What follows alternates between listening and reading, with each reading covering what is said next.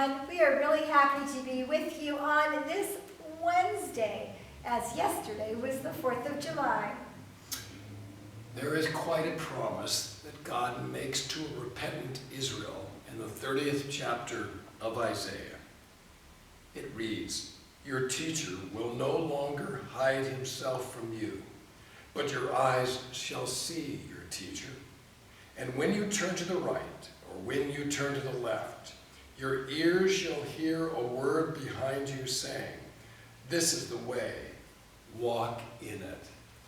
We all seek to walk in the will of God.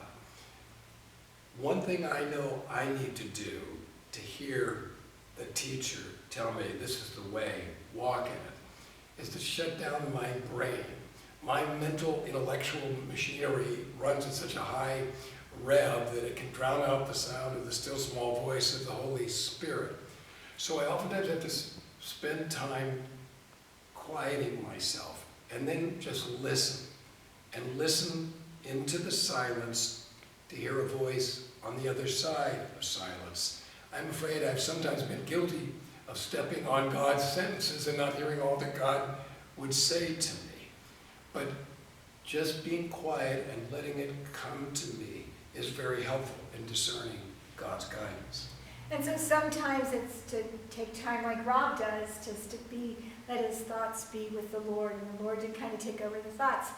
I, on the other hand, have all this stuff around me, and noises and music and just people, and I just flourish in all of that.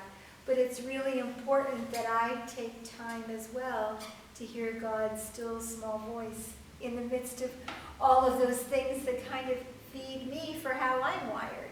So I may not have the time as Rob does set aside in the same manner, but still looking for ways, not distracted, but being able to focus on the Lord.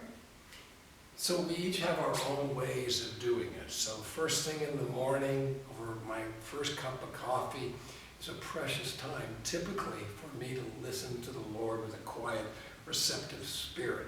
Of course, during the day, I'm surrounded with a lot of noise as well, and I don't always have the luxury of having quiet around me. But because I spent the time before, I can hear that voice more readily amidst all the noise.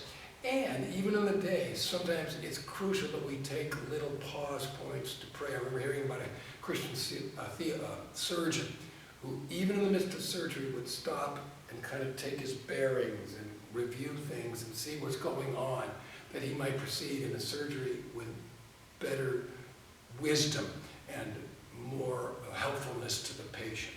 And for me, it's kind of like you take a breath prayer. So you just take a breathe, and I follow God on the breath in and the breath out.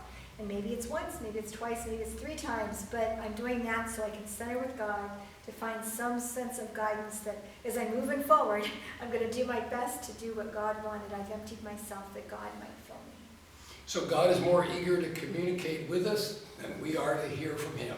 But he is faithful, so let's do our part and be still and hear his voice.